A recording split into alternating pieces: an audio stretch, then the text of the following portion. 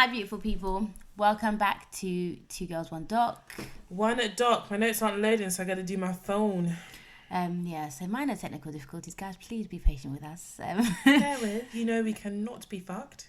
Especially with this particular episode. It's your girl, BD. It's your girl, Four Ends. Today we're drinking a very special wine. Special to my heart. Honestly, it is special now. I'm going to try and pronounce it the way that Isn't this the same thing you said was last week? No, this is different. Oh, okay. Similar but different.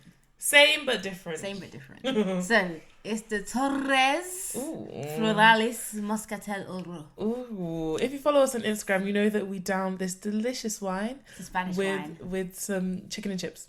Because we are basic bitches at heart. Basic bitches. So we're back. What are we back with? I'm back with the Pharmacist Part 2. So shoot me now! Yeah, shoot me yesterday, so I didn't have to make it. It's episodes 3 and episode 4, which thankfully you guys will be happy to know is the end. So after this, no more the Pharmacist. Yeah. We're good to go. We've got some good stuff. I'm excited for the next. I'm basically excited for everything but this. Yeah. Literally, I would never subject myself to something like this again. And do you know what I was thinking though when I was watching the doc? I was like, on its own, like if I was just watching this for pleasure, then it would be great. I would have seen it through at least. And I wouldn't have felt so like tired after the seeing through of it. And I don't think I'd have wanted to choke Dan out so much. Lord. Do you think? I think I would have hated. Hate is such a strong word. I think Dan would have annoyed me regardless of whether we were making notes or gears. not. Yeah, he grinds my bloody gears. He does. Grinds my gears. Grinds my gears. He does. Dan. And he would have regardless. So I mean, whatever in it. Yeah. So let's get into it, guys.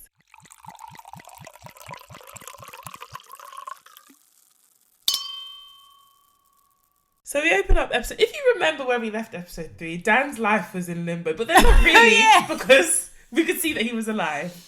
Episode 3, by the way, is called Dope Dealers with White Lab Coats. Again, I didn't bother making That's why I did because I knew that you would do it. That's why I did it. So there we are. Yeah. So we open up episode 3 with Dan. And he's basically saying he's losing it. This is his like confessional to the camera. So we've moved away from like the falling camera, like this shit in Blair Witch Project. Like the camera's fallen and been picked up, and we're moving on. So now Dan says that he's losing it, and I couldn't agree more. And he's been lost it, to be honest. Literally, I was like, "Oh, welcome to the party that we've all been at, where we knew that you'd lost it." And there's a shot of his wing mirror, so it goes from like the confessional to the car. Right. There's a shot of his wing mirror, and then you can see a car behind him. But it's like it's a car. He's driving on a motorway. And to be honest, the people filming the documentary are probably the ones behind him. Literally, like he's driving on the motorway. Of course, there's gonna be a car behind you. Like, but anyways, they're trying to do that thing where it's like, oh, this is the car that was chasing him, and it's exactly. like They're trying to manipulate us, the viewers, and we shall not be moved. Literally. So the scene changes and it's modern day Dan, and he's listening to his own recording where he's basically saying that he's deemed like he's moving mad basically. Yeah, he says, I'm gonna blow up because my mind went into paranoia. His mind went into paranoia. Said went into. You've been stuck at paranoia, sir. You've been literally. So basically, Robbie comes back, and Robbie is basically saying the same shit he's been saying. Nothing's really happening, and so is Dan. Like they're just like they don't understand why. They've knocked at the FBI's office. They've called the FBI. Tiny violin, like literally, honestly, they've done everything. Nobody cares, sir. Don't you have printers to fix? Literally. So they're basically saying they don't know why nothing's going on. So Iris is back again as well. I like Iris. I love Iris. She's really my girl. She's my girl. She basically outweighs the bad. Like there's bad black and good black, and she is the good black that outweighs the bad black. And it's really good that she's a woman as well, so it's literally equal. Literally, equal and opposite forces. So she's back and she's saying like, long story short, Dan is dumb.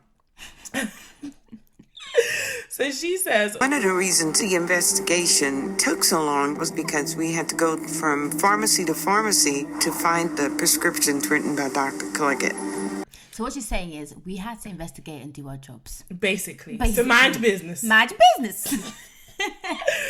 Because basically they're building a fucking case. This isn't some amateur like man and his wife rolling around in a car. Okay, like Bonnie and Clyde with an oversized camcorder and flipping video record. Like these are real life situations where they're building a case from all angles and all areas. Because what like he doesn't understand is you can't just be like, oh, I've seen her do something bad and then go and prosecute her. Literally. Because then she will actually get away with it and you can't try her again, right? So it's like, okay, maybe we should take our time and actually try and build a case here. Let's do this right. Let's do this If we're right, gonna which do something obviously right, do the right law way. enforcement would understand. But this common Trader Joe, I told you guys last week, don't come to someone's house and tell them how to make stew. That shit pisses me off.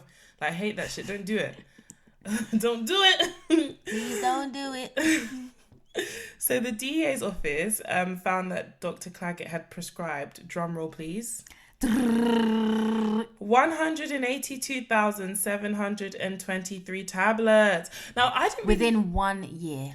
Is that a lot? First That's of all, a because lot. I don't know the norm. I'm not As in not tablets, prescriptions. Okay. So definitely more tablets. Yeah. Because your prescription, you're getting however many in a Yeah. thing. And that was only 10 pharmacies they gathered that data from. Oh, it's mad. So can you imagine? It's actually Can mad. you imagine? And like kids were dying. Everybody dying. Like Everybody, I be getting Need to the money. Hey, Everybody mad. mad. Hey.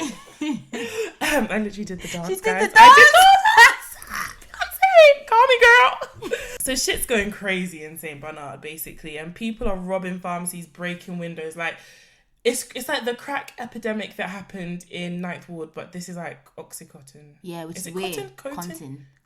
It's spelled Oxycontin. This is why last episode I was saying Oxy. Yeah, I know. I deeped it when I was editing. I was like, did you not know? Because, yeah, I didn't have No, to. because it's spelled Oxycontin, but they Yeah. pronounce that as kind. Yeah, okay, so Oxycontin. Yeah, in our accent, it'd be contin. Okay. You can say Because Oxy if ours, you like. ours is the right Yeah, of accent. course. Come on. We don't have an accent. So Dan and his boss, surprise, start having issues. If you remember in the last episode, we basically Oh, told yeah, you that Mr. Claude. We never said his name, did we? No, we didn't, but he's not really relevant. Like, his name he's isn't- not. Yeah. But, We like, never even see his He's face. a human being. Like, let's give him his. Do you know what I mean? Mr. Claude. Is his Okay, let's name. give him his flowers While whilst we he's can. here. We don't know if he's here. Oh. So as I told you guys last episode, or as we told you, this pod isn't just me. I'm self-centered. Two girls. Two girls. One back.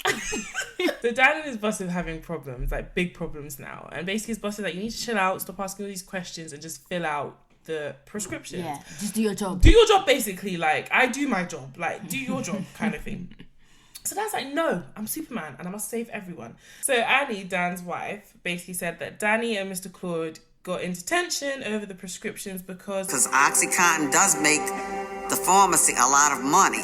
And this is the thing I was talking about last week, where I was just like when you have like private health, everything is private basically. It's a money making machine. It's an incentive. For you Literally. to do So things like this. Mr. Claude probably doesn't like sending all these kids like this medication, but At the same time, like, you can reconcile and you can sleep well at night because it's like the doctor has prescribed this. Yeah. And the doctor is, as in the onus essentially is on the doctor because the doctor has said you need this. Who am I, lowly pharmacist, to come and tell you what the doctor said is wrong? Do you know what I Yeah, mean? So literally. he probably has no qualms. Like, he probably doesn't feel away. no, 'cause I it's feel like he must know that something isn't right. Yeah, but you he can know, but just you can yeah. still sleep at night because like, I'm just doing my job. Like, by law, I'm supposed to fulfill these prescriptions. Yeah. And it's Clegg that's just.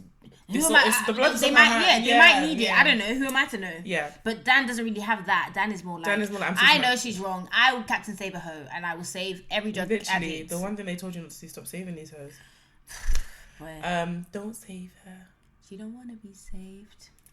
So we meet Dr. Lutz, and he is actually Team Dan because he says that Dan is within his remit to question these prescriptions.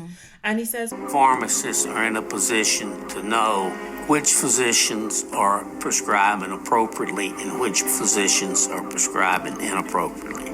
so basically, like, It makes sense. Lutz is coming to us like, all of you need to shut the fuck up because it makes sense. Like, that Dan The is thing is, it questioning does this. because like with healthcare and stuff, like it's multifactorial, right? So it can't just be a doctor who does everything. A doctor is working alongside a pharmacist Yeah. who's working alongside the GP. So or the way whatever. I'm getting it is like the pharmacist is almost like a check and balance, like that final stage before you, like the final boss you must fight. Yeah, I mean, I guess so, but not really because like the doctor has said this is what you need to get, Yeah. and you just need to get it from the pharmacist. Not, but the thing is, they're not like shop assistants, where it's Yeah. like, oh, here, just take this. They're very skilled and they know, okay, which is why Dan is like this because obviously he studied this and he's like, okay, this doesn't make sense for you because they know all that stuff as well. But then it's annoying because they can't then override the doctors. So the documentary basically tells us. Sorry, doesn't Dr. Lutz remind you of like Tobias from? Arrested Development. I was just like, oh, it kind of gives me Tobias vibes, but just Literally. more subdued. Oh my gosh. Never nude. Hashtag. Booty shorts. Yeah, so now we find out that a lot of pain medication companies have been popping up in the 80s, and obviously they're a business. So they're less interested in the people's diagnosis and more about making the money, which then... Money. Money. This is all like the third episode with reference Cardi. I know. Cardi, give run us me my some check, points. man, honestly. Run me my check. So yeah, which Dan realizes that there's a lot of that's where the origin of the problem is. Yeah, like it's a bigger battle to face. So it's more like than St. Bernard Parish. Fam, like, so it's like, okay, so Dan has found his son's killer. Mm-hmm. He's on his way to taking down Claggett. Tick. And it's like, ooh, what am I gonna do? Oh, I'm gonna take down all of the, like, we can, and it First America and then the world. So this next bit kind of kills me because they're talking about the opioid itself, and we have done Dr. Anna. She was in the last episode. Oh yeah, we like her. Yeah. She's the one that was telling us that she sees 20 patients a day. But but the other, I love the way she taught everything about her. Yeah, she's good vibes. Like I'd chill with her. Oh, do you know what? Also, I remembered. Well, I didn't remember. I googled. It's Marsha Clark, the OJ lawyer. Okay, that's her name. Yeah, sorry. So she's back, and she basically says that because of the two previous opioid Well done, babe. epidemics. Yeah, you got it. I got there in the end. Doctors wouldn't prescribe this medication for ages. So basically, It was like a last. Say the word. Opioid. Opioid-based medications were kind of like discouraged. They were like last resort. They didn't want it. It wasn't seen as good practice to. And I didn't realize so many drugs because I heard about opioid whatever. Well done. Thank you very much. But I didn't know it was like a medical thing. I don't know if I'm making sense. Like it's like you just heard about it. It's kind of like cannabis. It's like a herbal. Yeah, basically. I feel you. So so basically companies in the 80s roll up. So as we said, they're popping up and they're like, nurse, calm. You can prescribe this shit. Just control it. Control the thing. It's not addictive. Nah, just a little bit. Just dip a toe. And they won't get addicted. So lots of doctors started prescribing it. And they had so much like propaganda around this. And it's scary because the media will really have you believe in whatever they want you to believe. Literally. It's like this whole coronavirus thing as well. Like, what? No, not that it's not real. Yeah. But like the media will really have you believe. Yeah, I was thinking they can about tell that. us anything. And then we buy it. What do we know? Yeah, it's true. And it was the same. Like they had, it was propaganda. Like they had this doctor, so we meet we didn't really meet him because this is an old clip of him, but this is our first encounter with him. Yeah, and he's basically a British doctor. Spanos. Fucking hell. It's about Spanos. Yeah. Okay. He's British. Is he? Yeah, but he's like obviously maybe I think he has Greek roots, but couldn't hear his accent. Yeah, I don't know. I didn't deep it. Yeah. So he basically says the rate of addiction amongst pain patients who are treated by doctors is much less than 1%. And Anna mentions this, and Dr. Anna mentions this. She said that they would say that it's not real addiction, it's pseudo addiction. Now let me get y'all all the way together because Spanos goes on to explain what pseudo addiction is. Hear me out. He says pseudo addiction is when a patient is looking like a drug addict because they're pursuing pain relief. He also says that addiction has something to do with the mind, and because there's a difference between reliance on a drug and wanting a drug, like it's basically saying a lot. He's literally saying a lot, but nothing at all. Basically saying they are addicted. If it looks like an addict, it smells like an addict, it scratches like an addict, then it must be a addict. No, honestly, he's that whole bit. Yeah, he's waffling. He's like, actually waffling, and it's a thing where like when you really believe your own lie, like literally. You really convince yourself. But this makes me think that anybody can just like dress respectably and come and say anything and easily. Yeah, don't you know how con artists work, bro? They just wear a suit and then say. It's like that con artist that called himself like the Rockefeller. I don't know if you've ever heard of him. Oh yeah, I have actually. Yeah, we should find a documentary on him. Yeah, we should. TCO did it. Did they? Oh yeah, they did. Yeah. It was one of their first ones. Yeah. So these companies were spreading like this, and they were relying on like the testimony of these doctors. Like, God knows if they were really doctors. It could be.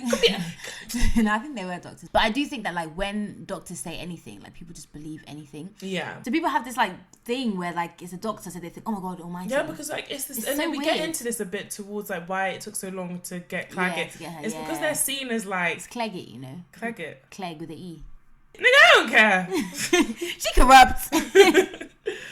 So now we meet Chris Davies. Can and I I just really say, like him. I like Chris, but Chris He is a annoys scumbag. me. Yeah, he really like, is. Chris, like, you wouldn't date Chris because you know he'd just like Literally, and he's, you know, he's one of those guys that but you'd like, be friends with him. literally, he's one of those guys that like would fuck you over and like would laugh about it with his friends. Yeah, and then wonder why are you mad? Yeah, like he seems like such a scumbag. Gaslight Central. Yeah, but he's funny. I like him still. Yeah, but that's because like, I'm not trying to be with him or his friend or anything. Yeah, you're not trying to wife. Yeah, exactly. If I was trying to wife, I wouldn't have it. But because I'm not trying to wife, I could have it. So we meet Chris, and his lower third is former sales representative, Purdue Pharma.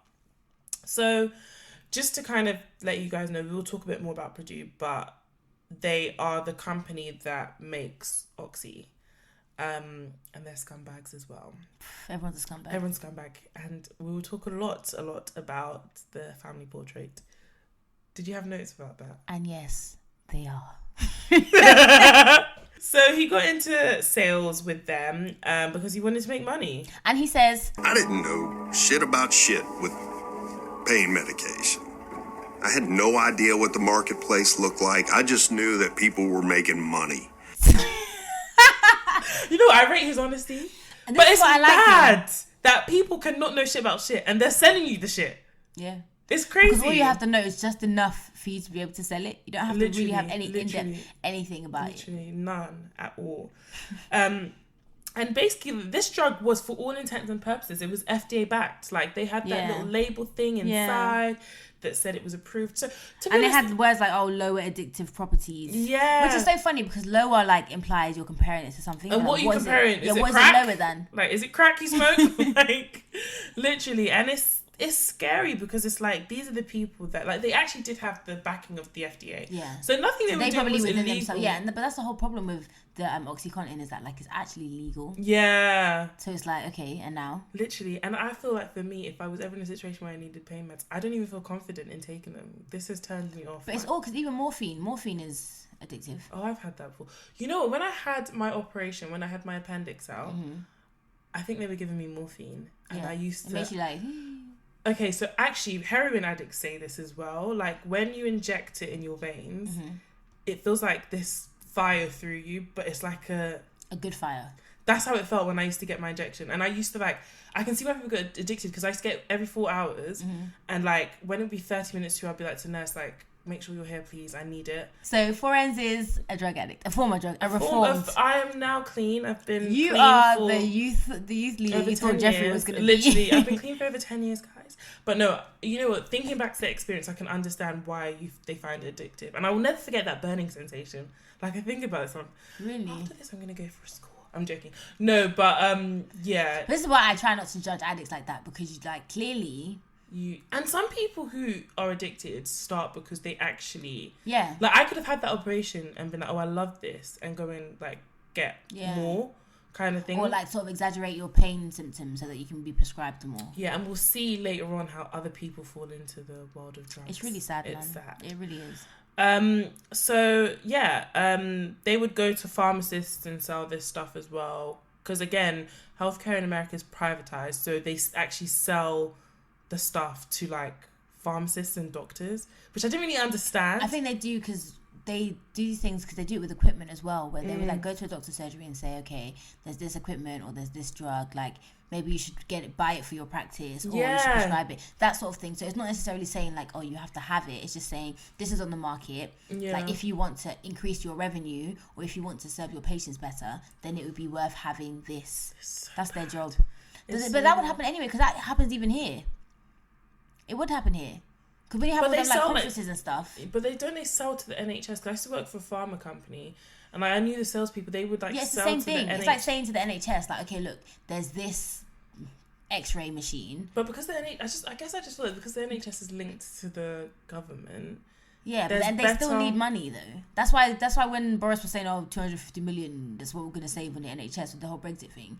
Like the NHS still have to pay for things. We just don't have to pay for those things. So they're still trying to find the cheapest way to do everything. Yeah, I guess. So I don't think that's weird. I just think it's just the pushing of that particular drug. Yeah. Without either knowing or caring about what the effects would be on these patients. So, yeah. So we find out a bit more about how they knew who to target. And the companies would do this by collating data of which kind of like doctors were using opioids. Did I say it right? Mm-hmm. Yeah, and they would want to convert them from the faster releasing ones to slower, which is Oxy. Yeah. And that 12-hour thing we spoke about last episode. So apparently, this company spent the most that any company's ever spent on collating this data. Yeah. So it just shows you. And again, like, it's mad, but it's a business still. So they're doing literally. It's just like, it's basically like companies that collate data on influencers and then decide. It's like that SEO stuff, isn't it? SEO, I don't know what it stands for. It's that stuff where they like get data and they tell you what like searches and stuff. Yeah, exactly. So Chris had his own territory and it was part of it was covering like one part. I don't really remember what part he said. Yeah, me neither. But there was another rep. It's like an area in it. Yeah, there's another rep that was covering New Orleans East, which included which is where Cleggett is. Bernard, which is where Cleggett is in that area that she is. That there's out by the hour motels. And he was killing it. We were told he was making close to $800,000 a year as a territory rep. It was unheard of. That's almost $1 million a year. Like, who makes that on sales? Yeah, on dollars. And he was basically selling more pills than any other territory in the US. Which was also really weird because it was not like that was a health district. Yeah, exactly. So that's another thing they said. Because it was weird because it wasn't like... Because even Dan said that to us last episode. Like, it was weird that she was placed here because it's not a health... Yeah. It's like not being on Harley Street. It's like being in like, I don't know, Wood Green. And then being like, we're making all this money. We've got all these patients. Yeah, like, bro, definitely. If you're making money like that, you're probably going to be in Harley Street. Yeah, literally. So yeah, it was really weird. And this again, I guess thinking about it now, it just kind of shows the way the company was very money motivated, which again, fair enough. But like, they didn't question that. It was like they were using him as the like poster child. But yeah, the benchmark. Look like, what you can succeed. Literally, and this Chris was like, he was doing numbers himself. But like compared to this guy, but compared to this guy, he was making nada. Man, I just think, why couldn't they get this guy for the documentary? We want to see winners, because not second place. This guy probably is pissed off that this documentary came out and shot his 800,000. I hope he was saving. Do you know what that is? I hope he invested. Yeah, they took half of that shit. Depends. Imagine when, like, you know, with tax, the more you make, like, the more tax they take from you. It's mad. So it's like, so they can take, like, what's the highest? Like 40%. 45%. That's almost 50% of your salary to the crown. And I'm thinking that sometimes I even go to the doctor like that. It's so bad. I ain't got no kids. Because at times you think you want to make money, but it's like, I'm not trying to give the government half of that. I'm not gonna lie. Yeah, that's why it's actually crazy. How can I work all these hours and then you come and say, hey sis, it's just so give me mad. what you have. It's so mad when you think about like how much tax people pay. Like you. That's why they find all these ways to hide shit. Scrambling, and like you pay that, and this is like the fifth wealthiest. What is wrong with me? It's the wine is hit, boy. Here, let me fill you up. So he basically does some investigation. He notices that it's one doctor that's funding. Guess who, guys? Guess who? Cleggett! Surprise! Pretends to be shocked. I love that meme. I love that when she's sitting in a room. So he's like, okay, I need to go see about this woman. My natural, inclination is to say, let's go see this doctor, and we can't because the sun is still in the sky, and so you'd have to hang around a lot longer after the sun went down. He's like, yeah, I'm gonna roll up, and he's told that he can't because guess what? It's daytime, and she only comes alive in the nighttime. And he was like, basically, like, this tells you everything you need to know. But even at that, like, I don't know. I think it is. Yeah, obviously, we are 3 episodes deep at this point. Yeah, like hanging on for dear life. So this is all kind of normal to us. But this was okay because we weren't seeing that much of Dan actually. True, but as in terms of the situation with Cleggett's office, this is all kind of normal to us. This could have been condensed into 1 episode. The whole Cleggett thing. This documentary could have been 2 episodes. I agree. 2 episodes. Netflix, please. Take note. And you're also doing the same kind of thing with the trials of Gabriel Fernandez. Yeah, that didn't need to be. How many? It's 4 episodes. Yeah, it's the bare time fillers. Yeah, it didn't. We didn't need to know about the DA's like history with his dad. Yeah. I'm sorry, sorry to that man. Yeah. But we really I hate to say it. I hope I don't sound ridiculous. I don't know who that man is. I'm so bad. And did you see the picture of his dad? It looked like him, but with a wig. Yeah. I was like, oh, he's Indian. Listen, you know, yeah, that whole him, like, we didn't need. And I feel like it even made me feel less like. Yeah, anything. Yeah, and like, he's weird. Like, he's not that he's weird, but like him as a prosecutor, I don't really know how he's been doing it for as long as he's been doing it. Because he does no have vim, vim. no vim, no I was like charisma. looking at the courtroom. I was like, this is not what I imagined. Because this is how it is in SVU. It's not even just the dramatization of it. He just has zero vim. Zero vim. No charisma. Like, if I was on the jury, I would even like. I would just say, look, he's fucking innocent. Yeah, I'm done. Your case. You're not giving me what I need. Yeah. This whole case is so salacious, and you're just there, like talking like you're reading from a Shakespeare script. That's the thing. It sounds like he has no finesse, like nothing. Literally. And I was just kind of watching it, like, bro, like, this is your first time because what's going on here? It shows that you've only been doing it 10 years. Sorry, we digress. That was. But we tell you this because we're not doing just to let you just to. And that's that. Exactly. That's our period because we ain't doing it. Okay. Do you know? As I was watching it, I just kept saying because this is the first doc I've just watched like. In a while, for just watching sake. And I was like, I'm so happy that we're not doing this because that's CBA. Same. So anyways, back to this person. He says he goes like to her office and like the parking lot stinks. This bit kills me because it's like she's in a bubble of sin and just dirt. And it's so funny because at this point I'm thinking to myself, at this point I'm thinking to myself, like, right, like, how are you this upstanding citizen, this doctor, like, got yourself together? Remember when Robbie was describing her really charming, charismatic, pretty, la la la? And it just makes you think, if you're surrounded by this, there's no way that you're still that. Exactly. And it's basically like, it's not, this situation with Claggett isn't even on a need to know basis anymore. Everybody been knowing, but nobody cares, basically. Like, it's like one of those things, like, it's the worst kept secret. Like, everyone knows that she's dodgy. Everyone knows. It's an open secret. Literally, it's an open secret. So anyways, we now see a montage of how, like, this drug thing is affecting St. Bernard. Like, people are dying, emergency rooms are full, there are overdoses, and customers of Dan's are just dying. Like, he was saying that they had a list where, like, they would guess. Oh yeah, so they had like a list of people who had actually died, and then they had a list of people that they suspected were gonna die. And then it just got to a point where like everyone on their list just kept dying. Yeah, and it must be. I can't imagine, like, we live in this area of London. Would this be St. Bernard Parish? Like, from my area to yours? No, because it is one podunk town. Would my just area then be St. Bernard or just yours? What do you mean? I'm trying to equate it to us being in an area where everybody is on drugs and dying. Oh, that's East London. Say East London. We love you, East Londoners. I don't. East London. I actually do love East London. I love the accent. The Cockney, I do love it. And it was where Jack the Ripper came from. And he was the first murderer I ever fell in love with. He's the reason I do this shit. Sorry. I'm so sorry. There's no. We need to unpack this. No, for all your crime pods that we were, all the crime docs and pods and shit, that you must have your favorite murderer. The Green River Killer. Okay, so mine is Jack the Ripper. But I don't love him.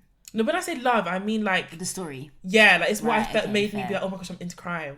Because I learned about it very young, and I've done like 3 Jack the Ripper tours. Okay, that's fine. I'm not scared anymore.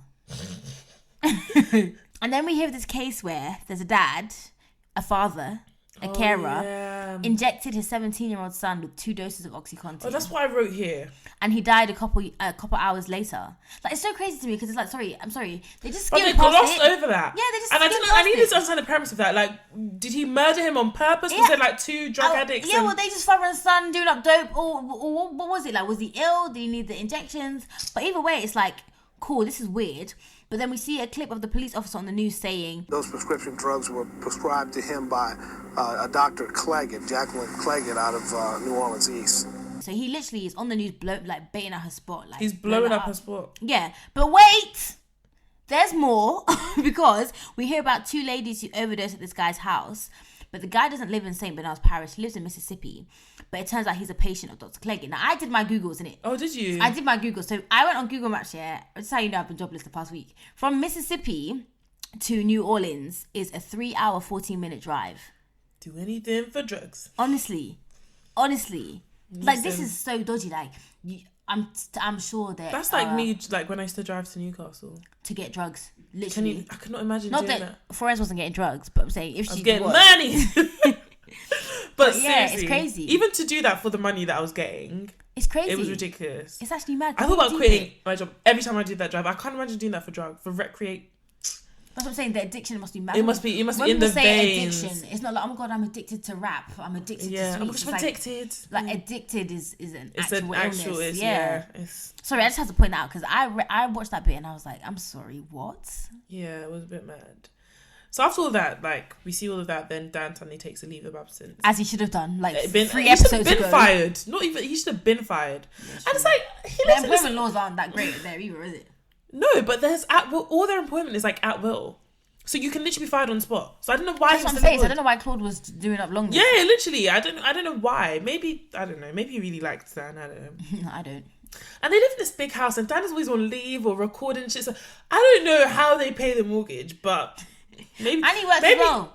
What did she work as? She didn't. I know, but she does work because remember when she was at work and then Danny called her and was like, "Get home." But I can imagine her being like a secretary. Okay, let me not judge. But anyway, Saint Bernard houses must be cheap. It's like 2,000 people living in that parish. But what is a parish? Parish, you know. Oh God. So he takes a leave of absence to do a one-man crusade. No, so at this point, basically in the documentary, he's talking about how he's like taking a leave of absence, and I'm thinking, oh. Good, he's gonna rest. He's gonna heal sis, and he's gonna be like, alright, cool. Nah. Hopefully, he's not doing up investigation. This guy says, So I have to take a temporary leave of absence because I definitely feel that I'm actually doing the things that a person should do to correct evils and problems. It is a calling. He says, I was pretty much working full time at shutting Dr. Cleggett down. Literally, the DEA have told you to stop after he got chased and dropped FBI the mic, like the Blair Witch Project. FBI done kicked you out of the premises, sir. Could you get into your vehicle? Literally, like, just sit at home, like rest. Oh, rest. So then we meet another DEA agent, Billy Renton, and it's like the whole office like has assembled like Avengers to tell Dan something is being done. So Billy basically says DEA builds a case, presents its evidence to the United States attorney, and they'll decide to bring a prosecution. Which makes sense. This makes sense. So basically they had the Cleggett case ready and they presented it, but for some reason they wouldn't prosecute. And basically what they felt was going on was because doctors knew what they were doing. Basically, that was what they were told, that the doctors knew what they were doing, and they're seen as these like demigods in society and upholders. Because it takes so long, and they have to do the they're just like it's hypocritic oath. The oath, gang. So this kind of does prove Dan's point that stuff was being staggered. But these people had to prove beyond a reasonable doubt that this doctor was wayward. And that's a lot to prove. They got to get her for tax evasion. They got to get her for this, for that. Like, it takes time, Dan. Chill out. So things are moving along now in life. And in 2001, Time magazine released an article about Oxy and St. Bernard. And this was one of the leading areas for drug abuse, which is what they basically say. So like it's not becoming a well-kept secret anymore. It's like people are actually having conversations about this, not just Dan talking to his camcorder. Real people. Real people can get shit done are talking. So there's literally like a montage of like OxyContin and how, news coverage and how stuff. It's being abused and news coverage and stuff like that. But now it's like in a bad way, because remember at the beginning, it was like, oh, it's everyone good. was talking about like, oh, it's good, you know, people are now it's overreacting. literally like, it's the opposite. Wait a minute. Which is what I mean by the media is so dangerous, because they just say anything. Literally, and it's like they flip-flopped. 1 minute it's like, oh, this is how so they say good. red wine is bad for you, or a glass of wine is good for you, or eggs are Which bad for one you, is it? eggs are good What for is the truth? So salesman Chris is back, and he was basically saying that this was bad for business because doctors, real doctors, not Cleggett, actual doctors that get shit done, wouldn't touch the drug. Like, it was a done deal. And I guess they were starting to like, I'm starting to like Dan again, because it's like I'm starting to see the fruit of his labor. Yeah. And I don't, to be honest, this doc obviously because it is the Pharmacist, will paint this as a one-man crusade. I don't really know if there were other people getting shit done, and Dan, this documentary is about Dan. I think that there were, because everything happened sort of in tandem or like in parallels, and we see that more later when he finds that other attorney guy. But I think we're seeing it from Dan's point of view. Yeah. And because he's so intense. And he's so in your face. It's just frustrating. Like, it never gets to a point where I like him again. Literally. I just hate him a little bit less. If you say Pharmacist 3 times in the mirror, Dan will appear. When you get to 2, he will appear because he's so eager. Honestly. He can't even wait. So we see Purdue executives having to testify in front of Congress. So things are really actually moving forward now. But nothing's really been done with Cleggett. It's more just like the conversations about Oxy and the companies. Yeah. Cleggett's still like Cleggett. the bigger fish. Yeah, she's still Cleggetting, like, in her CD practice. Cleggett be Cleggetting. So homeboy Chris is back, and now we see like a zoomed out view of Chris, so we can actually see that he's wearing bootcut jeans at this point. Do you know what I said about Chris? Yeah, he looks like, supply teachers when they come and they think they're kind of cool. But then they think, I need to be smart, so they put a blazer on top. Yes, some checkered shirt, some jeans, and bootcut jeans. Yeah, bootcut jeans. And I think he was wearing cowboy boots, but I can't confirm. And then now he just puts on a blazer as if that fixes everything. I'm just like, sir. So he's basically saying, okay, yeah, it's calm when it's used properly, but those who were using it properly weren't the market. So it's going back to that whole thing of people like Cleggett were the market, and other people who ran pill mills. And I think we spoke about pill mills in the last episode. It's basically doctors who did what Cleggett was doing, getting drugs, prescribing, people selling them, making money. So literally, he was like, that was the market. Like, when these sales reps would go out to sell, they knew what these doctors were doing. It wasn't the upstanding doctors who were prescribing it to people who fell off their ladders. It was doctors like Cleggett. Yeah, prescribing to every Tom, Dick and Harry. Literally. And through all this, I just want to highlight, we've been talking for how long now? Cleggett is still doing her thing. Yeah. People are still dying. Like, police officers are still on her doggone porch. Like, it's all mad. So this bit confused me because basically the DEA loses patience. So Iris did some things. She did some things. So like we said before, Iris felt like the US attorney was moving a bit slow. But I didn't know they had the DEA had the power to just roll up on someone's house and be like, of course they can. It's drugs, isn't it? No, but I can't prosecute. Yeah, okay, fair enough. That's what the US attorney is for. Yeah. I thought that the U.S. attorney was moving too slow, so I personally went to her house and asked Dr. Cleggett to surrender her controlled substance license voluntarily. So yeah, they roll up to Cleggett's house and they basically say, yo sis, you need to give us your license because you're moving mad. Basically. And Cleggett's house, okay, is like a crack house. Disarray. I have never in my life seen such filth. Because I've never been in a crack house. What happened to the $2 million that you made, sis?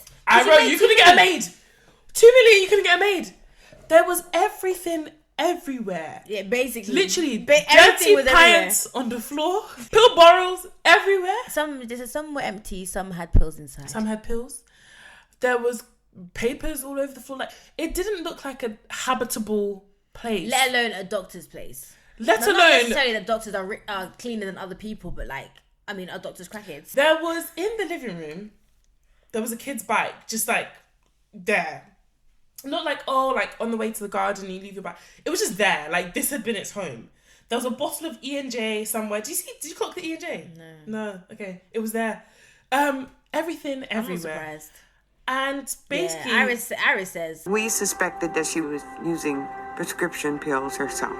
It looked like a crack house. It looks like not only has she been using it, she'd invited other friends to come and everybody get involved in the crackation. Like, they was cracking... They was getting it cracking. Basically, they get there in the morning, and obviously because Cleggett works at night like every other doctor, she is sleeping, and she's confused. Like, and this is when basically they clock. They're like, this woman, like, she's more than just you wake me up. It's like she's out of it. She's out of it, and that's when they start to suspect that she's been using. So they show this picture of her at this point, and that picture There's a picture they show of Cleggett. Yeah. And she looks like she uses. Because you remember, like, in the first episode, they show pictures of her. Obviously, all the footage is from a little bit further away. But she looks like a decent-looking girl. Like this picture they showed of her. She looks casket ready. I know the makeup back then for black women wasn't great. Yeah, but the makeup in the other pictures was fine. So this is clearly something wrong with she looked casket ready. So Robbie says, whilst like we're switching from person to person, I never witnessed her abusing the pills myself. But there was talk in the waiting room that maybe Dr. Cleggett had gotten caught up in the same system that her patients are caught up in. And to be honest, when we speak about like where the money went and why she didn't get made, like this is primarily this is probably where the money went. Like if she's using, she has to buy. How you get high off your own supplies? Fam, it's the I wrote that. I was like, it's the first rule of drugation. Fam. Don't get high. Look at Tommy Egan. That's why Tommy Egan was Tommying. Like, because he was high. You don't get high off your own supply. You never get high off your own supply. The money you make from your cut, you then go and buy, and then you come on. You're a doctor. Like, you should know these things. If you're doing side hustle, like, I feel bad for you, son. But like, what? Do it with sense. How do I even know more about drugation? Listen, give me some oxy. I'll make it rich, B. So basically, Iris tries to level up with her woman to woman. And it's like, listen, is this really the kind of... I love her so much. I love her, but she fumbles the bag, man. Why? Okay, let's go with it. She basically says, like, is this really what you're trying to be about? Like, just... They have a heart to heart. Yeah. And then, like, okay, she's like, okay, cool, I'm going to give you my license. Yeah, because Cleggett understands. But then Iris tells us... However, upon going towards her living room to get an ink pen and sign the DEA form, I mentioned her kids. Was it? I didn't. Iris mentioned her kids, and so she finds out that like, oh, one's going to college, so that one must be maybe 18, and then she's got another kid that's 13, another kid that's 10, and didn't tell me no. She couldn't. She had to pay for college. After Iris says that, Cleggett turns around and she's like, no, I'm not giving my license. I have to pay for college. Yeah, literally. I didn't know that Iris fumbled the bag. I didn't know because she was so close for her, like giving up her license. But then she mentioned the kids. I think she thought, okay, cool, it's the all clear, home straight, and she tried to do small talk. Or she might have just done it in the sense that, is this how you want your kids? No, because she had agreed to sign already. Yeah. And then she was like, oh, are these your kids? Iris, sis, you're still my fave. On a bigger note, she's raising kids in this mess. Even if she's splitting custody with her ex or whatever is going on, like those kids come to that mess. And it's also someone call CPS. It's very dumb because we know CPS don't work. Gabriel Fernandez. But yeah, it's really sad because it's like, okay, you want to do all this to sort of pay for your kids' college and that, but like when you're in jail, who's gonna hold them at night? Who's gonna take care of them? So Dan, who is still on a leave of absence, by the way, sees a TV special on a doctor in Ohio. Oh yeah, 2020. Yeah, who was also running a pill mill, and was taken down. Does Dan mind his business? No! He does not. He calls the prosecutor on that case. How is he getting all these numbers? Again, sir, what black book do you have? Because how, Sway? And this was 2001, maybe 2002. So it wasn't even like the internet was there. The internet wasn't as big as it is. So it's not as if you were just doing like, oh, prosecutor in Ohio. How? So he wants to find out basically how they can get Dr. Cleggett, like, bring her down. Basically. This is him talking to the prosecutor from the Ohio case, isn't it? Literally. He tapes the phone call and we hear it. Yeah, Mr. Brown? Just call me Rick. Okay, Rick, how you doing? Fine. Yeah, Rick, I'm calling about the case that reached the national prominence. Yes. We have a situation down there. I'm a pharmacist. I'm not in law enforcement. And this guy is called Rick Brown, and he's kind of weird. Yeah, I did think, I got weird vibes from him. Very weird, like, very, very weird. Like, no suspicion. He was just very like, oh, yeah. Yeah, they were talking like, it was kind of like a bromance in the end of the phone conversation. I was like, man, okay, just get a room, it was from the so he was like, Dan calls like, hello, Rick. And Rick is like, yes. And then Dan's like, yeah, Rick, I'm calling about a case that reached national news. And before Dan could even finish, Rick was like, because Rick has quite a soft voice. Yeah. So he was like, yes. I'm like, calm down, sis. Keep it in your pants. Like, sir. It was like, this is the one case he's done. So like, he was like, it was like a bit, yeah. He was excited. He was like, keep it in your pants. Very excited. So Slick Rick basically says to him, please don't disrespect Slick Rick like that. Please. Let's put some respect on Slick Rick. Okay. Some respect on my name. Our fellow UK man then. Please. So I don't even know who that is. He's a rapper in the UK, made it big in America back in the day. Do you know, I really like Pop Smoke, like his music, but I don't like UK drill, but I love Pop Smoke. It's weird. But he's more like New York drill though, isn't it? Yeah, but it sounds UK to me. When I first heard him this but weekend, you do like UK drill. You do. It's in your heart. You do like it. Oh, right. Okay, you're telling me. You I like thought it. you were saying because you'd heard me. No, you like it. You like it. Okay, cool. Yeah. So, Rick basically says to him, listen here, boy. Boy. The key is you need the cooperation of your medical board, who can go in at any time and ask to see the doctor's records. So this is an avenue that Dan hasn't yet taken because he's not known about it. And perhaps if he'd known about this before, it would have saved us. It would have saved, literally, and it would have saved us many trips to the FBI agents' office and the DEAs. Iris would have one less wrinkle. Bam! And that woman would, Sarah Paulson in this doc, Marcia Clark, literally would not be wearing flipping. She would definitely be wearing shoulder pads. She's wearing them today. Teacup poom. I know, teacup poom later. So then suddenly we meet George Papal. And I got it right here. I said his lower third. Amen. Thank you, Jesus. Is Attorney Louisiana Medical Board. So the board has the authority to investigate the medical malpractice because basically they give you your medical license or whatever. Yeah. So what they giveth, they taketh away. Amen. But Iris tells us something that I think is really important because she explains to us the difference between the DEA and the medical board. What does she? Yeah, because she says the medical board can do something administratively. With DEA, we have to prove without a doubt that something has occurred criminally. And I kind of get what she's saying because at this point it's weird because it's kind of like the DEA are Dan and the US attorney are the DEA because the DEA are kind of like, bro, what's taking so long? Why aren't you doing anything? Because they can't do what the US attorney is supposed to do, which is the same thing with Dan was like the DEA. So Dan is to the DEA what? Exactly. Let me do non-verbal reasoning. Exactly. Dan is to the DEA what the DEA is to the US attorney. Exactly. Everybody mad. Literally. So Papal basically says that for a summary suspension, he needed a solid case. But not as solid as the DEA seems to need, but he just needs a bit of proof here and there. And Dan has a lot of that. So as a pharmacist, basically, he felt that Dan's testimony would actually have a lot of credibility, which it shows the different ways Dan is viewed because to the DEA and the FBI, Dan is a quack. But like to but I think they still rate him because they understand that he's like a pharmacist. Like initially it would have been like, oh, this pharmacist, he's noticing something weird, blah, blah, blah. But because he just does the most all the time, now he's a little quack. So yeah, I'm starting to like Dan a bit more because he's actually... I don't like him more, I just hate him less. Okay. He's getting shit done. He's not just dropping the camera like Blair Witch Project. Like shit's getting done, innit? Listen, so Papal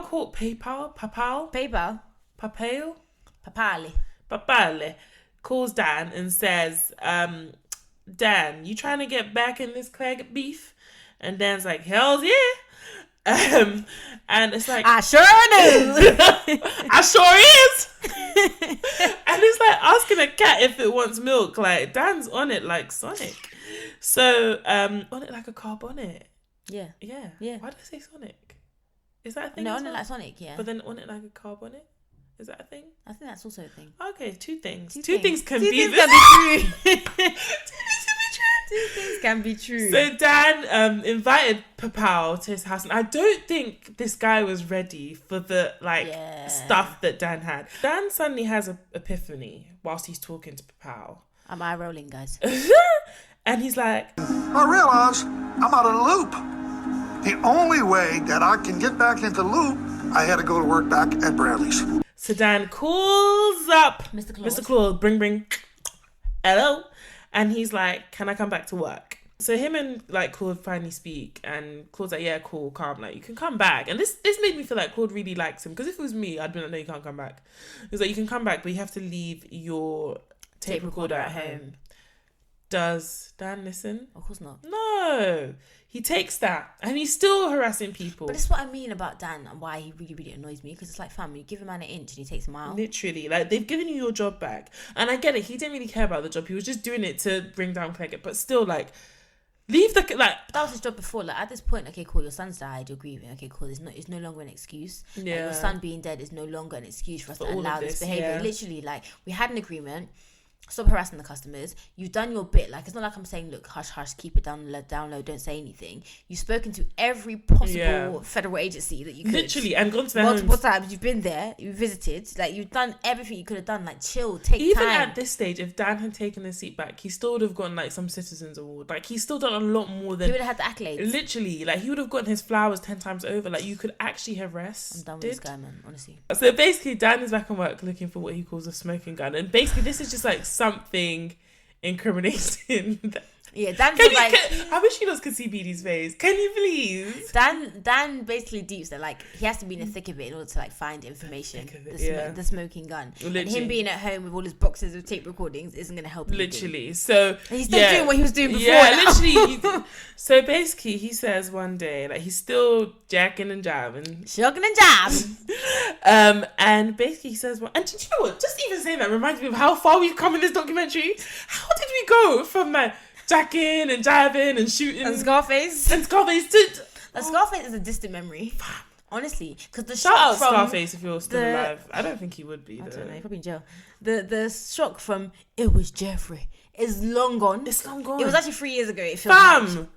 Oh my gosh, good lord Jesus Christ. I don't know what that guy is now. Oh, mate. So anyway, him and Teacup Poodle should get together. No, what are they going to discuss? I don't know, but the bands would be funny. I know Teacup Poodle. Jesus Christ! No, we need to find that video so we can post it, because I feel like people are listening like, what are they talking about? Oh, yeah. Okay, guys. No, I have it. I have it. Have you got Teacup Poodle? Have I watched it? I sent have you got it? Yes, the whole thing. I sent it to you. Do you remember I sent it to you on YouTube? Yeah, time ago. Because we were looking for it. I just have to type it into it's there. Cool. It's there. Don't worry. Dan gets his smoking gun. So this girl, he says this 16-year-old girl comes in skipping, and he makes it seem like she has pigtails and flipping. No, I get why he says she was skipping, because at first I was like, okay, why do you keep emphasizing she was skipping? Well, he's trying to emphasize how young she was. No, he's trying to emphasize because later on he says that the girl suffers from sickle cell anemia, right? Yeah. And so she needed pain medication. Sickle cell anemia, like, it can kind of fuck you up, and then it can be painful when you do physical activity. I know. Yeah. So if she's skipping around, she ain't really in that much pain. Oh, considering the I thought he was trying to emphasize how young she was. No, I think it's to do with the sickle cell. So basically, he says that this girl comes in with her mum and they have a prescription. So Dan says for Oxycontin, 80 milligrams, which is the highest milligrams, I think. So Dan is like 80 milligrams. This kid weighs 100 pounds. 80 milligrams. This kid weighs 100 pounds. That's exactly how he sounds. The way his eyes went wide actually killed me. And then it was Soma 100, Valium 100, and then Roxycodone, another opiate, 100. Lord, is that like a bad cocktail? Because I don't know shit. I've heard of Valium. Is that like a headache? I think Valium is like to put you to sleep. Not forever, hopefully. I think it's a sleep one, no? And so Dan basically says that this cocktail of drugs would have killed the girl. And obviously I don't know anything about drugs. But yeah, it just sounds like a lot. It just sounds like a lot. I mean, like, the most. I don't know about the milligrams, but the number of drugs. Say milligrams. The number of drugs alone. It sounds like a the lot. most. Yeah. So unfortunately, when Dan needs to be useful, he can't be because he didn't have his tape recorder. Like in the one day of history of life when Dan didn't have a tape recorder, it was today. God. So he refuses to fill the prescription, and he decides like he's going to use this to nail Cleggett. So he takes copies of the prescription. He clocks that this situation is his smoking gun, but he doesn't have his recorder. So he's like, oh, I know what I'm going to do. I'm going to call Cleggett. And do you know what? Yeah, I wrote that. The audacity. You know that you two are ops. Even though you haven't had your final battle, Cleggett probably knows about this podonk pharmacist that is like trying to bring her down. But at the same time, it's not unusual. I'm sure it's not unusual for a pharmacist to call him and be like, hey, is this No, I know, but when you both know that you're ops. But does he know that does he introduce himself? He must do. He must be like, hi, this is Dan from Bradley's. This is Dan Schneider. I'm calling from Bradley's Pharmacy. That's how he sounds. He's so annoying. I wish you could see Petey's face. I give the child's name. I said, did you write these prescriptions? I certainly did. I said, well, Dr. Cleggett, this is a definite overdose. She says, who the fuck made you a doctor? And that is the bottom line. Literally. And that's this is the crux of this whole documentary. This documentary should have been called Who the Fuck Made You a Doctor? This one line, it could have been done. Literally. Oh, this is exactly what the US attorney thinks. Literally. This is why they're not prosecuting her. Literally. We learned that this little girl's doctor in the hospital had released her on Tylenol. Which is like paracetamol. I literally wrote that. It's literally like ibuprofen, paracetamol. Like it's That's fine. crazy. So they release her on that, and then you're prescribing her like a Valium and that's crazy because the thing is, as legal as OxyContin and Valium and stuff is, it's not over the counter. Like you have to have a prescription fulfilled. Yeah. Like, but paracetamol you can just sort of go into wherever and get it. Literally. So it's that's like a big difference. I don't understand why, and I think obviously we both now know the drugs of the mum. Yeah. So it's just mad. So kind of reaching the end of episode 3 now. And Dan is grinning like a kid on Christmas. He's changed his shirt to a yellow shirt because for him, like, shit's getting done and it's just like Christmas Day. And he, on Valentine's Day of 2002... Finally with 2002. Finally. No, 2001 was a long year. 2001 was 3 years. Fam. A long ass year. Valentine's 2002... They suddenly send every sendable agency to Cleggett's Bare offices. SUVs. Bare SVU, DEA. Like, everybody was there. And it's like, I get it. Like, but it's a doctor. Why do you need all these people to arrest her? She's not armed and dangerous. Fam. What's she going to do? Throw pills at you? Iris is back. Yeah, I just love Iris. I love her. And it's kind of cute because she says... Dan Snyder was the linchpin. As crazy and as out of control as this guy was, he got results. And it's like... This is why he will continue to be the way that he is. Yeah, literally. And it's so frustrating because it's like he will never learn. That's what I said last episode. Like they have to kill him. Yeah, literally. They shouldn't. I'm not advocating murder, but I'm saying that. But we the need to only rest. We need to rest. We're gonna rest after this. We're not doing this ever again.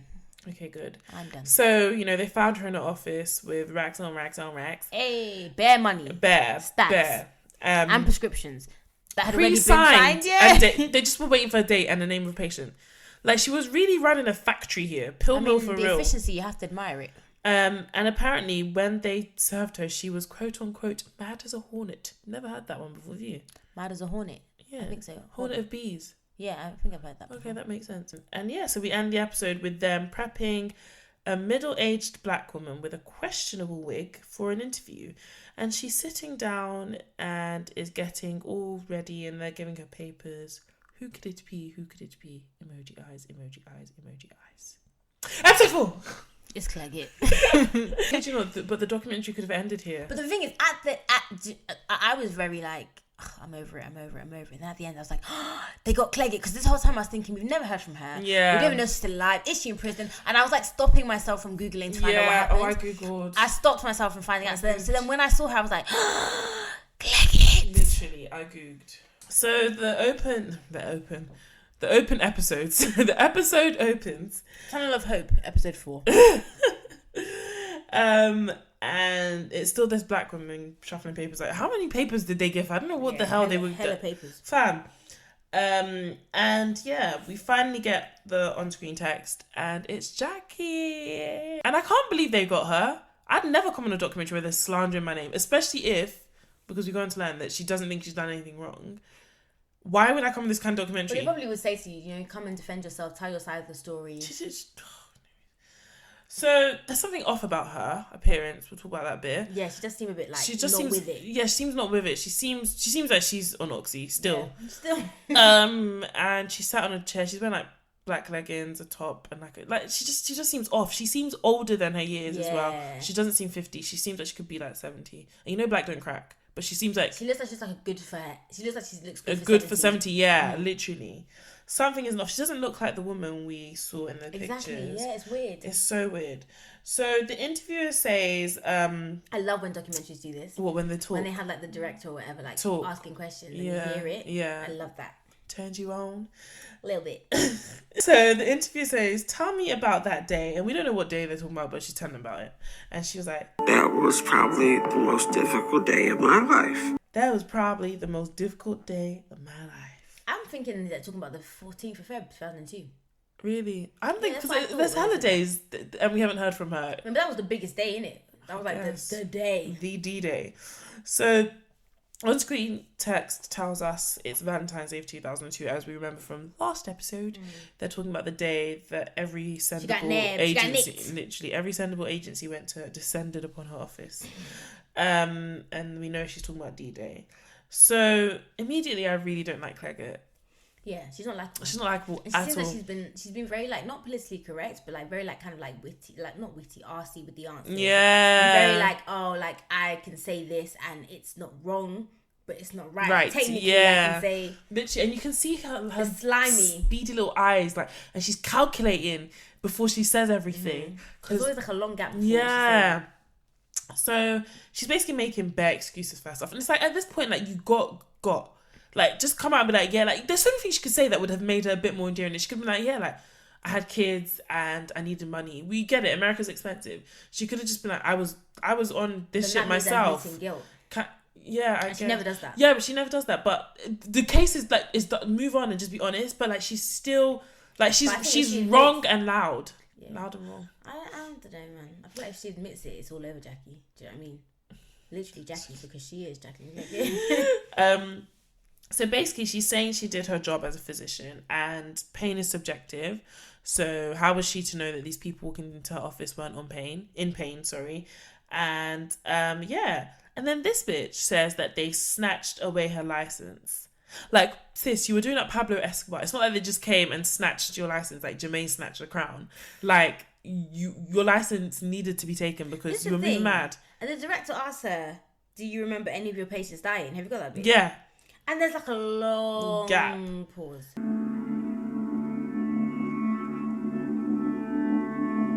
Do you have specific patients in mind? I hate that. What kind of question is that? And then we get the intro. Like, sorry. It's like when they asked Rachel, "Are you black or white?" And she's like, but like 10 times the gap was 10 times longer than that. But it's the same lack of answering the question. Yeah. Like, it's true. It literally is the equivalent. So suddenly it's April. The on-screen text tells us it's April. 2002. And we learn that when you suspend a doctor's license, you have 90 days to have a hearing. So they need to be coming fast. Basically, they need to be coming fast with this. If not, like, she can have her license back. Imagine fumbling the bag like that. Literally. Because of bureaucracy. Whew. And we learned that people had been begging, like, Clegg to stop giving their, like, loved ones drugs, but she wasn't. Yeah, that's crazy. Yeah. So basically, Dan thinks he's the only superhero here, but other people have tried. Literally, not all heroes were wearing the cape he was. Special. He's the only one in cape. This reminds me of, do you remember that episode of Brooklyn Nine-Nine where that, like, neighborhood superhero came in? Oh, yeah, the one with the Dan. pants. Super yeah, Dan. literally, that's Dan. This is like the third time we've referenced Brooklyn Nine-Nine. Give us our coins. Honestly. So here goes Dan again, and they're calling him to, like, be deposed against Clegg. Oh yeah, I mean that makes sense. Yeah, and they basically tried to make Dan look like a quack in this, and in all honesty, that isn't hard. Basically, it was an easy job for them, easy win. So now it's May. Like, shit is just so many time for this. It's basically May, and shit pops off because they have a hearing date basically. Yeah. And then a few days before the date, they learn that Claggett is admitted to hospital for opioid abuse. When you do clownery, it does come back to black. And she basically had said before that she'd not been on any drugs. She's never taken any drugs. Yeah, so clownery always comes back to bite. How very convenient. And it's such like number one rule of like I said, the number one rule is don't get high off your own stash, and she broke it, so it was bound to fail. How you get high off your own supplies? Literally, I don't get it. So they get a search warrant to search her home, and because that's what a search warrant does. And the shoulder pads is there again, shoulder pads and poodle perm. She's back, and she basically says, in plain view, there were numerous bottles of prescription medication, some with pills in them, some empty, just laying around. And again, like, I just kept thinking, she has kids in this house. Like, it's weird. Yeah. And one of her kids is, like, in college. So her kid couldn't even say to her, like, Mum, you need to fix up. Maybe her kid was on opioid. Who knows? I don't know. Maybe they just didn't see it. How could you not see it in that house? Did you see that house? Did we see the same house? No, as in, like, maybe she just wasn't using in front of them. So maybe just... But you'd know that your mum's off. I don't know. One's 10 and one's 13. Like, the other one's in college. Yeah, exactly. In college. She's not at home. She's in college. I guess.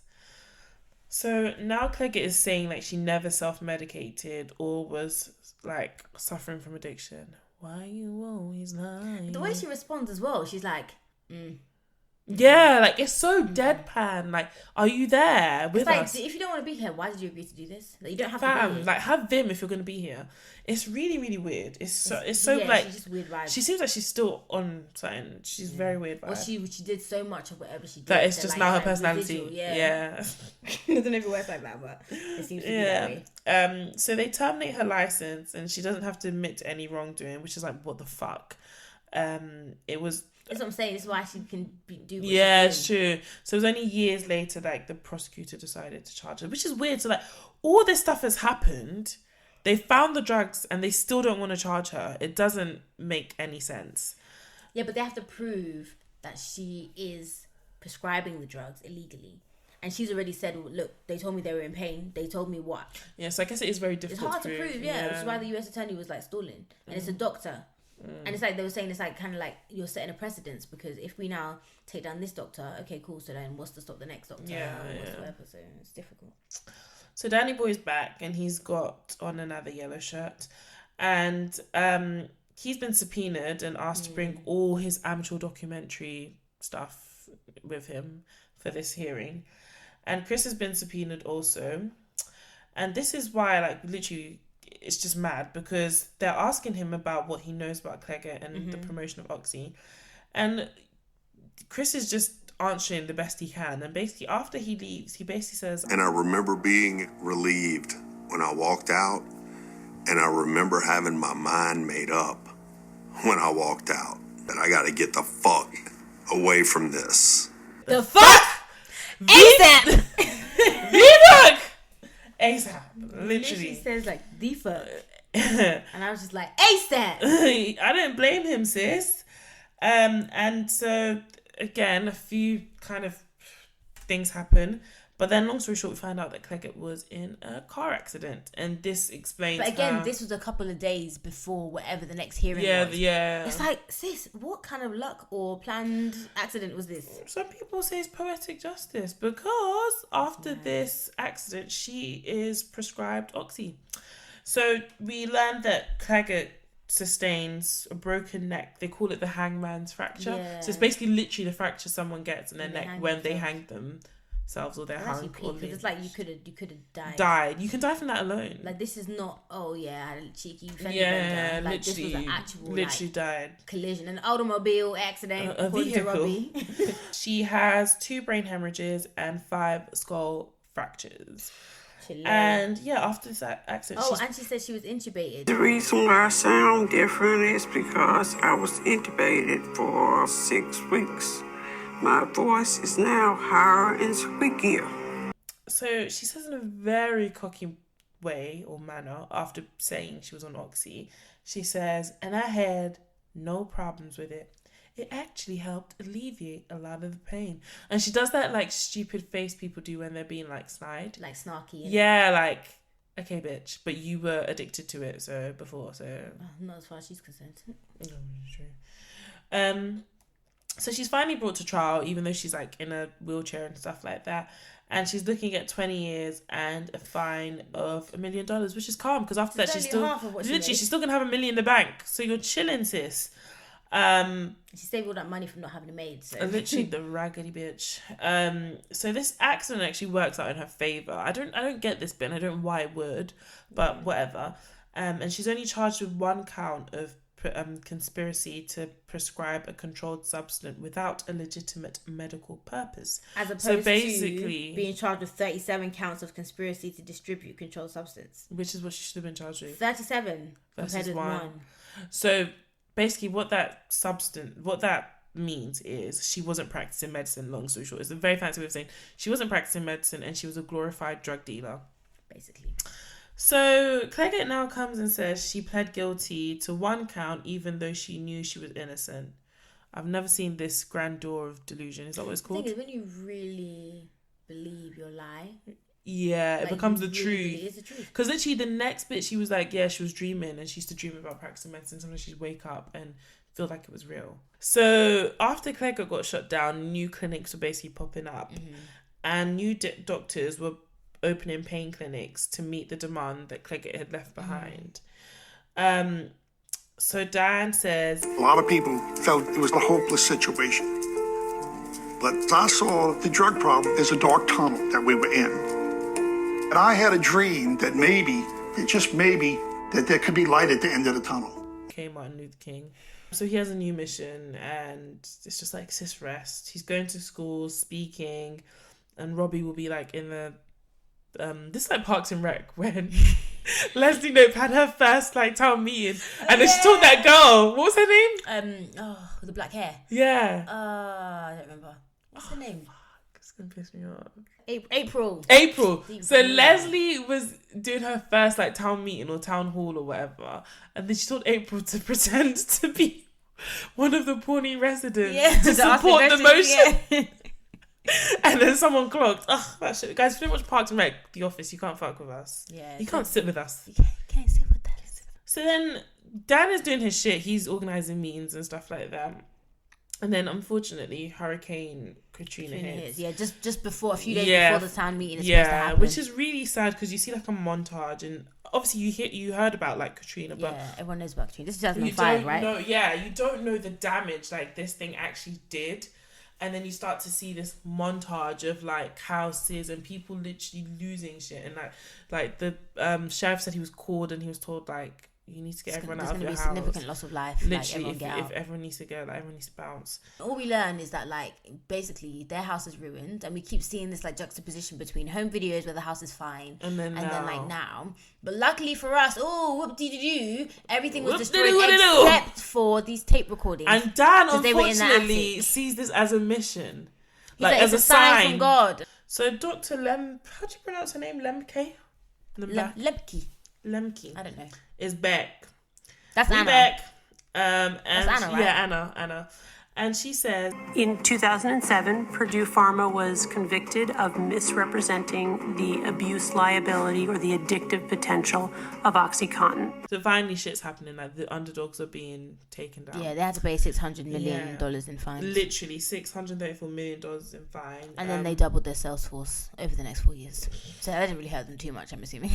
Literally, so they just kept producing, promoting Oxy twice as hard. It was like, okay, we've paid this, now we need to go ham, basically. Simple as. So then Dan decides to go after the pill mills through prescription monitoring. He must be like a drug dealer's worst nightmare.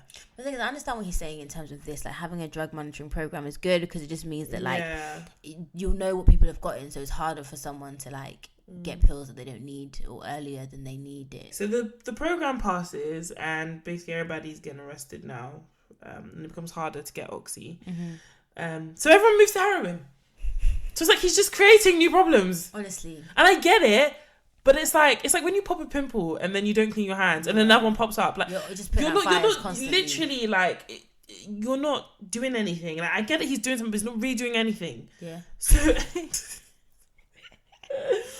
So cue Pablo Escobar, because drug cartels, like they come like bees, like literally. I rate their work ethic, I'm not gonna lie. Literally, they're like, oh, there's a need, calm, let's go surprise these kids with heroin. So it's like swapping one problem for another, basically. And Iris basically says, drugs come in seasons. First it was OxyContin season, heroin season, and now we have fentanyl season. And it's like, the fuck? How did we get to fentanyl? Like, we were just talking about Oxy. This whole conversation, actually, we've moved from so many drugs. We've gone from crack to Oxy. And now we're at fentanyl. But how did we get to fentanyl? Fentanyl is really strong. You can overdose on a lot less. It's 50 to 100 times. And I don't understand how it can be 50 to 100. It makes it super lethal.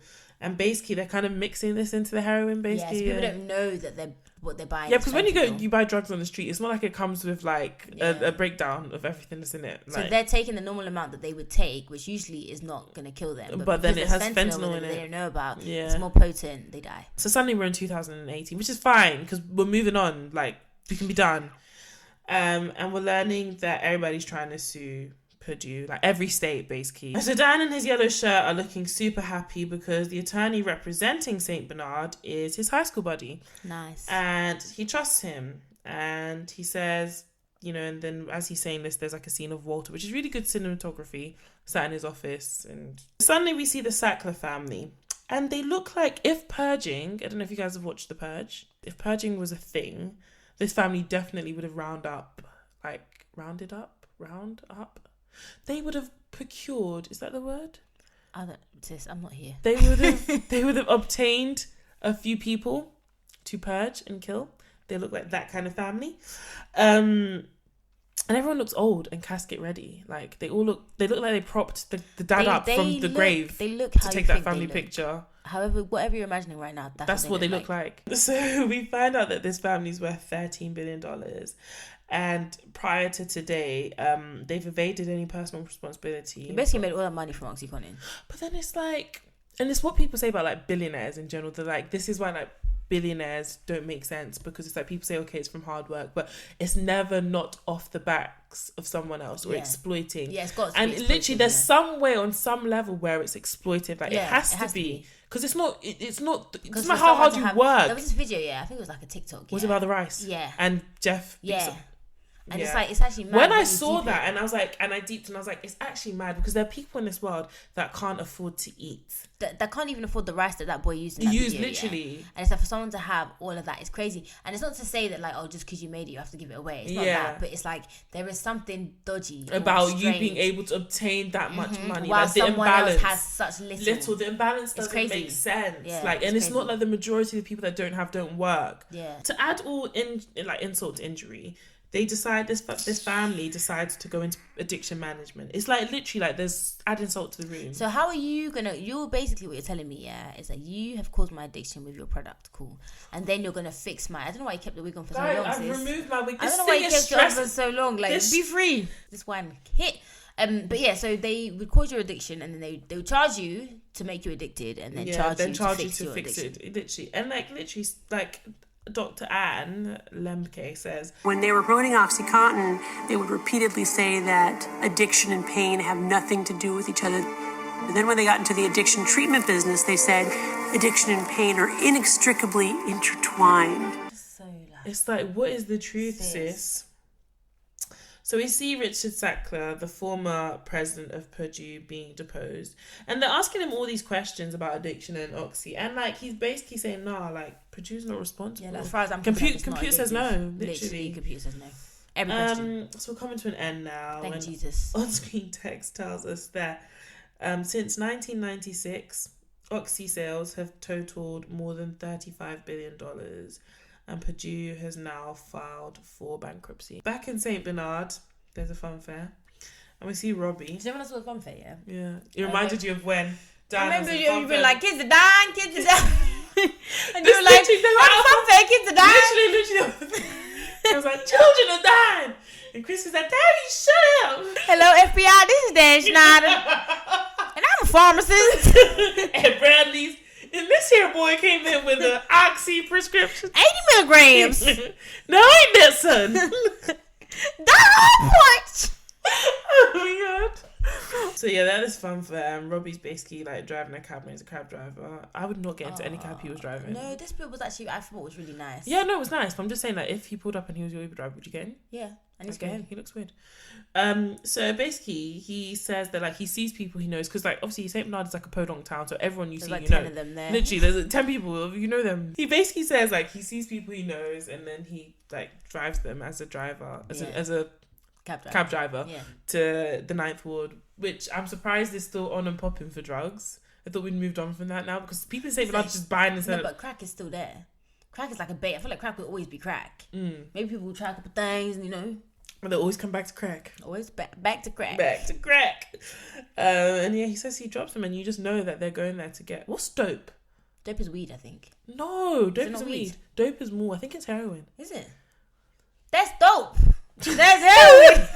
I thought dope was weed. No, dope isn't weed. It's more. Weed plus. Sky plus. It was the angel dust. What's that? It's what Kendrick Lamar had in Good Kid, Mad City, and he said he's never going to smoke weed again. They laced it with angel dust. Oh, really? Oh, I think it's like PCP, I think. Really? If anyone ever laced my... Impossible. Like Impossible. Anything with anything. Yeah, but how do you know? You just smoke it. So on-screen text tells us that in 2001, Dan spoke out about the opioid epidemic. So 2001 was the first time he spoke out about it. What the fuck was he doing with all this? Danny died in 1999. Oh yeah. So this whole thing it started in 1999. seems so much longer because Yeah, because Dan. Yeah, because Dan. So he tells us that in 2001, Dan spoke out about the opioid epidemic, a decade before it was recognised internationally. Oh, sorry. Can we go back to Robbie real quick? Yeah. He says this thing where he's like talking about how he carries like Narcan. He carries pepper spray. No, it's not pepper spray. Oh, what is it? It's a nasal spray which reverses the effects of an opioid overdose. So he was saying he keeps Narcan in his glove compartment because he knows he's taking people to lower ninth ward and people are going there to buy drugs. So like if he ever needs to like help someone who's had an overdose, he has it in his glove compartment so he can save them. Oh, that's cute because I just thought it was like pepper spray. So I was like, oh, no, I thought it was really nice, and I was like, oh, well done, Robbie. Like, how does a spray like that reverse? I don't know how it works, but I googled it, and it's like literally it's a thing. Like it overdose. I didn't read too much into it because at this point I was like, ugh, whatever. But I just typed it in, and it said reverses opioid overdose. Oh, that's cute. I see him differently now. Yeah, literally, I liked him. I liked him after when I saw it. Like the only thing about him that's annoying is his association with Dan, and also his voice. Yes, it's a bit weird. Yeah, that's like but it's not his fault. So basically, we find out that more than 40,000 Americans died from overdoses since he started investigating Purdue and Claggett. So really, in conclusion, that's where the documentary ends. In conclusion, Dan was annoying, but he got shit done. Yeah. And the biggest shocker was he was still with Annie because they were together at the end of the scene. I mean, I don't know if they're still together now. Because after watching that back, that would reignite a lot of irritation you feel towards him, and then you might ask yourself why you're married to him. And then I also think like, okay, so where is he now? Like, what is his next mission? He doesn't seem like he rests. Yeah. There's something else. Yeah. He might be in the Gabriel Fernandez case for some reason. He might have injected himself into that one. Who knows? Guys, do you know what? If you made it this far, like, God bless you. And I feel like you probably hear hear from our voice that we were out of it. We did this for you because we promised. Guys, I really appreciate if you're still listening, honestly. And I'd understand if you weren't. Still leave 5-star review rating. Yeah. I mean, if you're here, you might as well. Like, we're here together. You might as well leave on Apple Podcasts, please. You can follow us on Instagram at 2girls1doc, on Twitter 2girls1doc. Facebook, that's it. 2 Girls 1 Doc. Yeah. Make sure you start a conversation. But yeah, the next episode we're gonna do is a lot more lighthearted. What we talking about? Let's talk about sex, baby. Hey, let's talk about you and me. Let's talk about all the good things. It's a Channel 4 documentary that we actually watched. We were watching uni. I think it was 2016. It was 2016. It wasn't. I remember being in my uni room. Oh, is it? It was second year. No, it was 2016 on the chat where I asked you what it was so I could watch it. Yes. Yeah, I remember being 2013, 2014. It's called A Very British Brothel. It's just about a very British brothel. It's really funny, really lighthearted. Yeah. It's not on Channel 4 anymore because it came out like a decade ago. But we will link it because it's on YouTube. Yeah, we'll link it it so you guys can watch it. It's not a long one either. It's nice and lighthearted. But yeah, so I'm gonna leave the trailer here so you guys can have a listen. It's not really a trailer, but it's kind of like a trailer. Where can the people then find you? Oh yeah, you can find me on Instagram at Miss Beady, Twitter at Miss Beady. 10 business days for one. Excuse me, actually. Okay, you've been a bit more... Exactly. So can you let the people know? Because you're trying to tarnish my good name. I think she's been on it like 3 times this week. Yeah, exactly. You can find me at 4ends on Twitter with an underscore. 4ends on Instagram with 2 underscores. And 4ends on YouTube, actually. I might as well say that. Leave us a review because we love the messages you send us, but we'd love even more if you left a review. Alright guys, here's the trailer for A Very British Brothel. Bye. A working girl needs to be sexy, elegant, also slutty, because a man likes a slut. Sheffield, Britain's steel city. At its heart, Attercliffe Road, the golden mile of sex, with the highest concentration of massage parlours in the city. There's 14 or 15 just along this road. They provide a service, like a barmaid, like a plumber. What's the big deal with coming in these places? Go on, it should be on it, like a tramp on chips. But only one establishment is run by a mother and daughter. Silly sauna. Owner Kath. Every man's fancy is to have a mother and daughter. And manager Jenny. You would make a good working girl, Jenny. Cheers, Babs. Specialise in more mature ladies. A MILF is what everybody wants. When a guy needs to release, it's not like a girl will conceive it. Because they get blue bone or they get pain in the balls. With unprecedented access to this unique family business. I am Mistress Vixen. Oh, yeah? Yes. Oh. we reveal unpredictable staff. Some excuses I've had. Been run over by a mobility scooter, and even I've had the dogs eating my teeth. Problem clients. I told you not to have no coleslaw, no nothing in that jacuzzi. And the never-ending struggle to stay ahead of the competition. You come to a place like this, spend 40, 50 quid, and you're going to get what you want, go home, and everybody's happy. You are, I think you boy. Welcome to City Sauna.